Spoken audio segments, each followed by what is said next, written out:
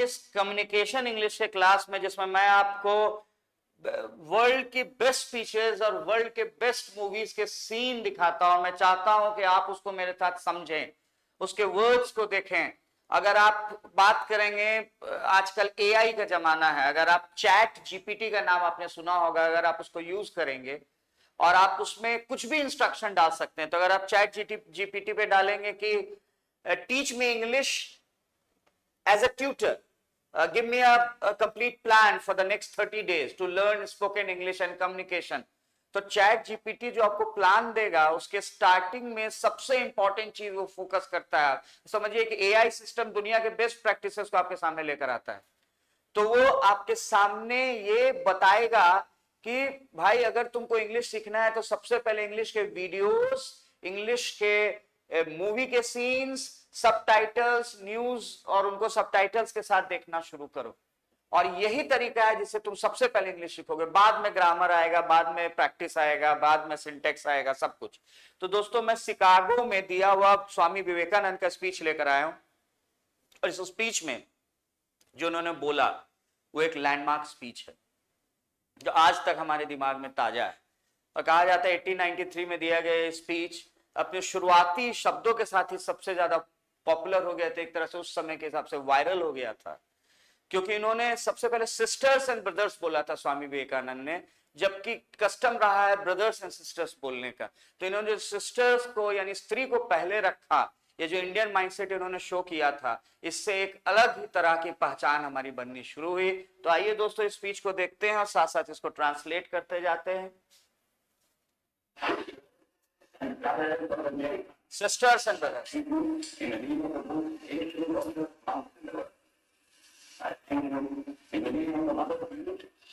ये बोल रहे हैं कि एक तो इंडिया मदर ऑफ रिलीजन रहा है, और एंशियंट मॉन्क्स यहाँ पर है। मॉन्क्स मतलब जो साधु, जो हर्मिट्स होते हैं, वो सब सेंट्स जो होते हैं, सबसे पुराने यहाँ की कल्चर रही है और बहुत सारे रिलीजन की जननी रही।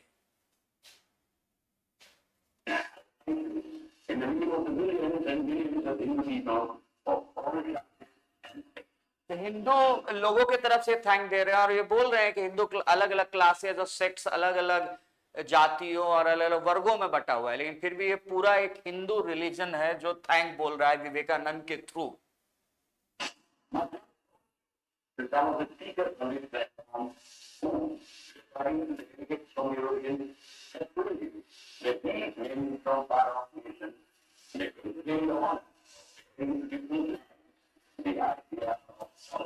तो एक तो यहाँ पर अलग अलग रिलीजन के लोग आए हुए हैं, अलग अलग डेलीगेट्स आए हुए हैं, रिप्रेजेंटेटिव आए गए हैं, और ये सारे लोग जो हैं ये टॉलरेशन का आइडिया लेकर आए हुए हैं, एक तरह का सहिष्णुता का आइडिया। हम लोगों को जो टॉलरेंस दिखाने की जरूरत है, मतलब जैसे जब हम इंडिया की बात करें तो यहाँ अलग अलग धर्म, जाति, संप्रदाय, भाषा के लोग हैं, तो उन सबको एक साथ रहने के लिए जो हमें सहिष्णुता चाहिए, एक दूसरे के कस्टम्स को, एक दूसरे के प्रैक्टिसेस को जो बर्दाश्त करने की हमें ताकत होनी चाहिए हमारे अंदर।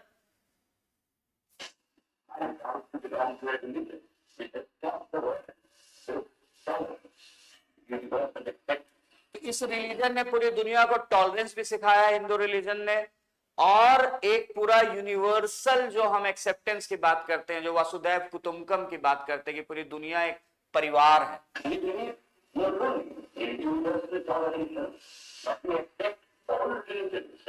हम सारे धर्मों को सत्य मानते हैं।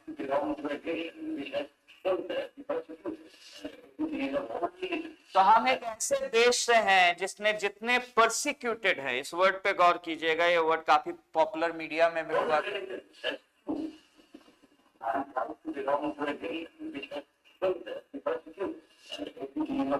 तो ये एक रिलीजन है जिसने शेल्टर किया है सारे परसिक्यूटेड को। परसिक्यूटेड मतलब हुआ कि जिन लोगों पर किसी तरह का अत्याचार हुआ है, जो लोग अभी तक किसी परेशानी में रहे हैं, जो कि विक्टिम्स हैं, इन सारे लोगों के बारे में बोला जा रहा है कि ये रिलीजन उन सारे लोगों को हमेशा से शेल्टर देने की कोशिश करते रहा है। और जो रेफ्यूजीज हैं, जो अलग अलग रिलीजन के लोग जो अलग अलग देशों से आते हैं, हम उनको पनाह देते हैं।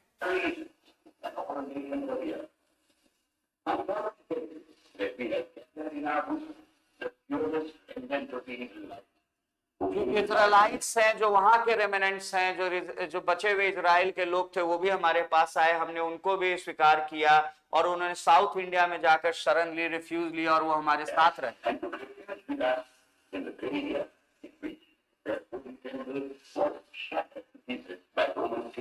और रोमन टिरेनी था, टिरेनी एक इंपॉर्टेंट वर्ड है, मतलब वहां के जो डिस्पोटिक लीडर्स थे, जो वहां के तानाशाह थे, जो वहां के क्रूर लोग थे, जो शासक थे, जिन्होंने उनके होली टेम्पल्स को तोड़ दिया। तो एक तरह के यहाँ ये एक डिक्टेटर्स की बात कर रहे हैं, ये डेस्पोटिक नेचर के जो रूरल थे, जिन्होंने जो तानाशाही दिखाई, जिन्होंने सब कुछ तोड़ ताड़ दिया उनके मंदिर को, और उनसे हमने कहीं ना कहीं उनको बचाया।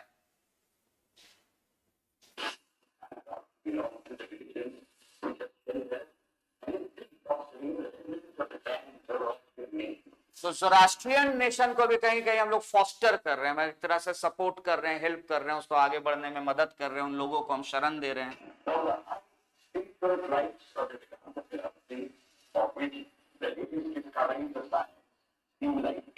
तो अगर आप अभी देखेंगे एक मूवी बड़ी फेमस हुई है जो एटॉम बम पे है, और नोलान ने वो मूवी बनाई है, और आप देखेंगे कि उसमें जो हमारा जो उसमें दिखाया गया कि भगवत गीता को पढ़कर किस तरीके से एटम बम का आइडिया निकाला गया, तो उसी वही बात यहाँ विवेकानंद इतने सालों पहले बोलने की कोशिश कर रहे हैं कि हमारे जो वेद हैं, जो वो लेटेस्ट डिस्कवरी में इको होते हैं। मतलब जो लेटेस्ट डिस्कवरी, चाहे आप क्वांटम फिजिक्स की बात करें, चाहे आप एटम बम की बात करें, चाहे आप मेडिसिन में जो इंप्रूवमेंट्स हो रहा है, या योगा की बात करें, या और बहुत सारी चीजों में आप देखेंगे कि इको दिखाई देता है, प्रतिध्वनि दिखाई देता है हमारे ग्रेट किताबों का।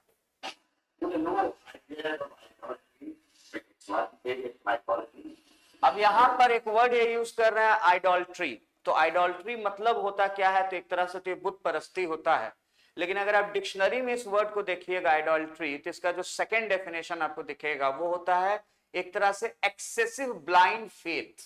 जब आप किसी विचारधारा को मान के बिल्कुल कट्टर हो जाएं कि अगर इसके खिलाफ कोई बोलेगा तो वायलेंस हो जाएगा, वो भी एक आइडल्ट्री हुई, एक तरह की चीज।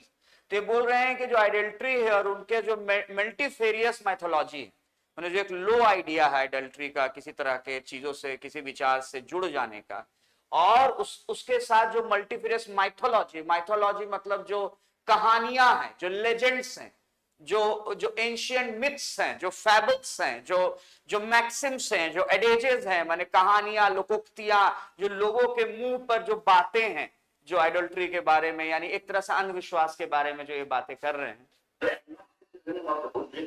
और ये साथ में ये भी बहुत क्लियरली बोल रहे हैं कि बुद्धिस्ट में एक एग्नोस्टिसिज्म है। तो इस वर्ड पर गौर कीजिएगा, एग्नोस्टिसिज्म मतलब होता है एक तरह का, जब आप देखो, एक होता है थीस्ट, थीस्ट वो इंसान होता है जो भगवान को मानता है, और एक होता है एथीस्ट, एथीस्ट वो होता है जो भगवान को नहीं मानता है। तो थीस्ट वो होता है जो विश्वास करता है भगवान पे, एथीस्ट वो होता है जो भगवान पे विश्वास नहीं करता है, और इन दोनों के बीच में एक एग्नोस्टिक होता है। तो बुद्धिज्म को एग्नोस्टिक थॉट से रिलेट कर रहे हैं, मतलब एग्नोस्टिक वो लोग होते हैं जो क्लियरली नहीं बोलते हैं, या क्लियरली इस बात का दावा नहीं करते हैं कि भगवान है या भगवान नहीं है। तो ये लोग एक तरह के कंफ्यूजन में रहने वाले लोग हैं। और मतलब, और जैन्स के एथीज्म के बारे में बात बोल रहा है, मतलब कि बोल रहे हैं ये जो कि नास्तिकता हुई। Each and all have a place, और सब का एक प्लेस।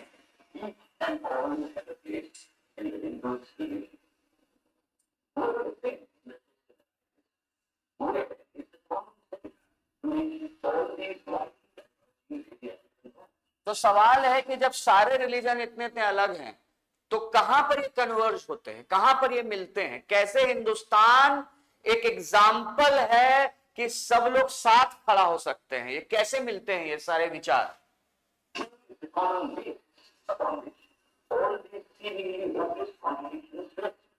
ये जो होपलेस कॉन्ट्राडिक्शन, ये जो कॉन्ट्राडिक्शन, जो विरोधाभास है, और ऐसा विरोधाभास लगता है कि कोई बोल रहा है कि ईश्वर ऐसा है, कोई बोल रहा है वैसा है, कोई बोल रहा है, कोई बोल रहा है नहीं है, कोई बोल रहा है कि नहीं, पता नहीं, और ये सब लोग एक जगह पर एक साथ रह रहे हैं। तो ये कैसे हो रहा है? ये कॉन्ट्राडिक्शन कैसे लोग एक साथ जी रहे हैं?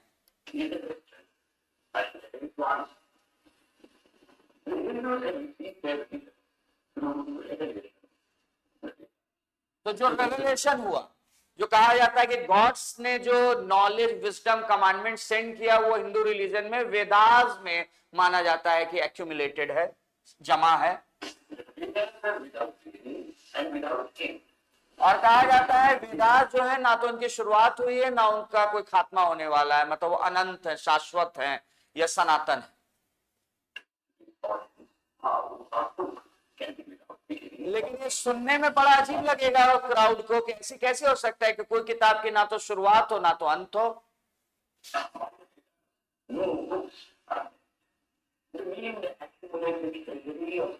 तो जब वेद की बात किया जाता है तो हम लोग एक्चुअली किसी किताब के बारे में बात नहीं कर रहे हैं, हम लोग बात कर रहे हैं एक ट्रेजरी यानी एक खजाने के बारे में। हम लोग बात कर रहे हैं एक ऐसे खजाने के बारे में जहां तक का अभी तक का जितना स्पिरिचुअल आध्यात्मिक नॉलेज है वो सारा असेंबल एक जगह पे डालने की कोशिश की गई।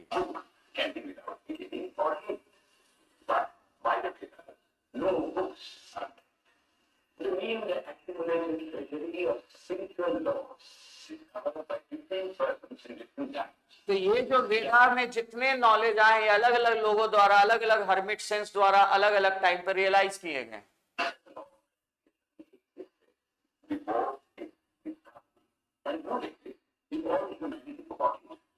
तो ये सारा नॉलेज जो है ये बहुत पहले से चला आ रहा है, जो ह्यूमैनिटी एग्जिस्ट नहीं करेगा तब भी ये सत्य बचेगा।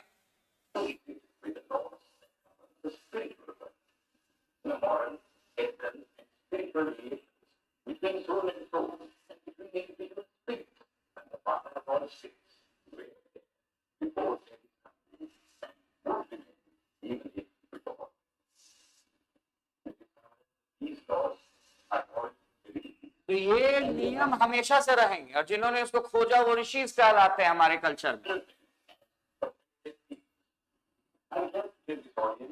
हम उनको परफेक्टेड बींग्स मानते हैं, हम उनको मानते हैं कि परफेक्शन पर्सोनिफाइड है, मतलब ये जो ऋषिज थे ये एक्चुअली परफेक्ट ह्यूमन बींग्स थे जिन्होंने ह्यूमैनिटी को आगे एनलाइटन करने में, इल्यूमिनेट करने में, गाइड करने में मदद किया।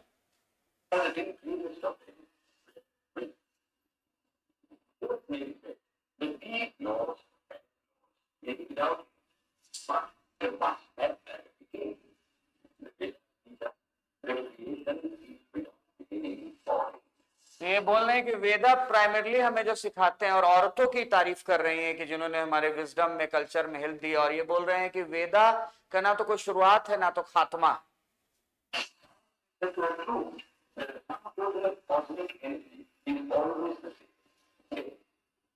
तो आप जब बात करेंगे कि एक सिस्टम के थर्मोडायनेमिक्स का जो कहता है कि पूरे यूनिवर्स की एनर्जी हमेशा कांस्टेंट एनर्जी ना तो क्रिएट हो सकती है ना तो डिस्ट्रक्ट हो सकती है, तो कहीं ना कहीं ऐसी एक बात, इसका मतलब यही एनर्जी रिसाइकल हो रहा है अलग अलग रूपों में।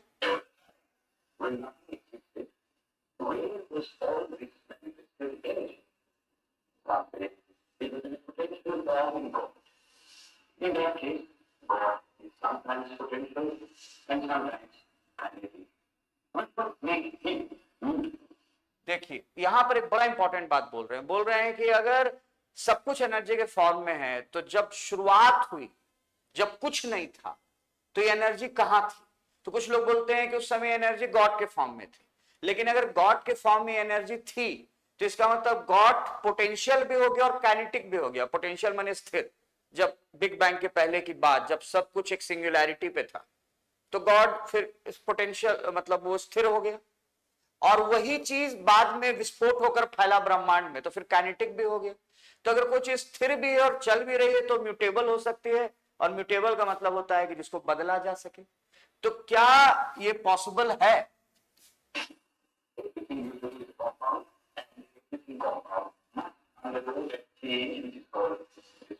और अगर कोई भी चीज म्यूटेबल है यानी कि परिवर्तित हो सकता है, तो वो फिर वो डिस्ट्रक्शन भी होगा यानी उसका खात्मा भी होगा। तो ये एक तरह का कॉन्ट्राडिक्टरी यानी विरोधाभासी बात है। गॉड के बारे में हम ये नहीं सोच सकते हैं, तो फिर क्या लॉजिक विवेकानंद ने वहां पे दिया था जिसने पूरी दुनिया की आंखें खोल दी थी?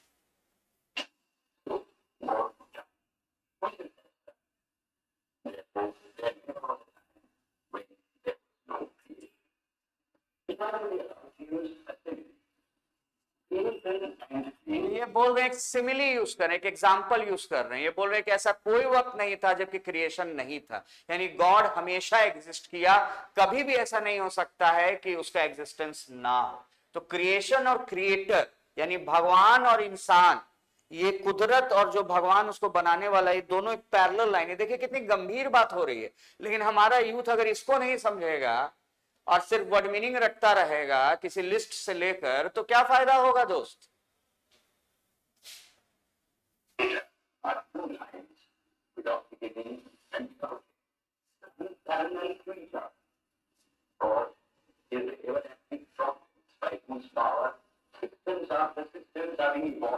तो एक्चुअली गॉड वो विजडम है जिससे कि एक सिस्टम के बाद दूसरा सिस्टम पैदा होता है। तो ये chaos से पैदा होता है, डिस्ट्रक्शन से कोई भी सिस्टम बनता है और फिर वो वापस डिस्ट्रक्ट हो जाता है।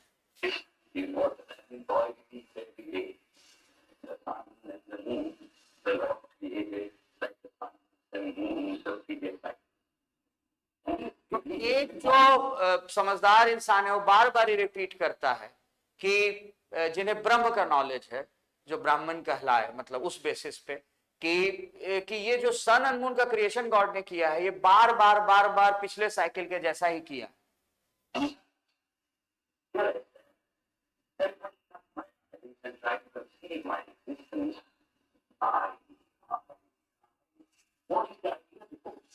तो मैं कौन, अगर मैं रिपीट करूं तो ये मैं कौन हूं?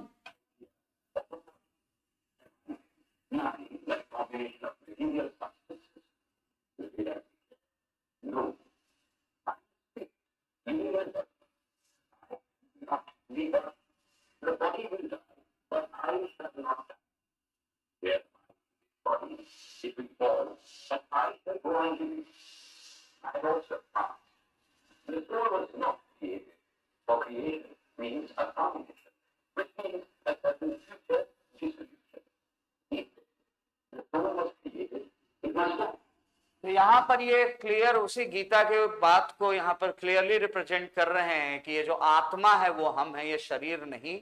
और ये आत्मा कभी क्रिएट नहीं की गई है, क्योंकि अगर ये क्रिएट की गई है तो ये डिस्ट्रॉय भी कर जा सकती है, लेकिन ना तो ये क्रिएट हुई है ना तो ये डिस्ट्रॉय हुई है, एनर्जी का फॉर्म है जो हमेशा चलती रहेगी।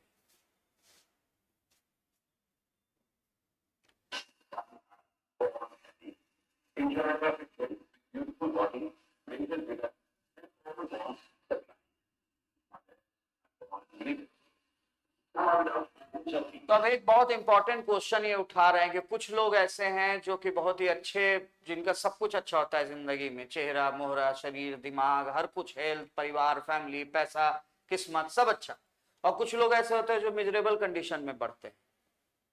क्यों इन दोनों के बीच में ये डिफरेंस? विवेकानंद इसका क्या जवाब देते हैं? मैं चाहता हूं कि आप खुद खोजें।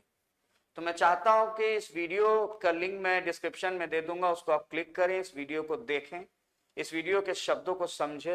मैं इस पूरे वीडियो को आपके सामने ट्रांसलेट करूंगा और ऐसे हजारों वीडियो आपको लेकर आऊंगा। अगर आप हमारा मनोबल बढ़ाएंगे, अगर आप शेयर करेंगे, सब्सक्राइब करेंगे, कमेंट करेंगे और कमेंट में एटलीस्ट थैंक्स लिखेंगे और सारे वीडियोस की डिमांड करेंगे, तो मैं उन लोगों का शुक्रगुजार रहूंगा। मैं पर्सनल हर एक कमेंट्स को पढ़ूंगा और अगले वीडियो से मैं शाउट आउट भी करूंगा। जिन लोगों का कमेंट मुझे बहुत अच्छा लगेगा उसका नाम भी मैं इन वीडियोस में पुकारूंगा। तो दोस्तों इस वीडियो को पूरा देखें और इसके सारे शब्दों को समझें और समझें कि विवेकानंद क्या यहाँ पर बात बोलने वाले हैं, क्यों दुनिया में इतना दुख और इतना सुख और दोनों साथ साथ क्यों चलता है। चलिए दोस्तों, ऐसे ही बहुत ही मजेदार वीडियोस के साथ हम फिर मिलते रहेंगे। बहुत शुक्रिया मेरे साथ बने रहने के लिए। मेरा नाम अमित चौधरी है और आप मुझे बीएससी के यूट्यूब चैनल पर देख रहे हैं, इससे जुड़े रहें। थैंक्स अ लॉट, फिर मिलते हैं। God bless.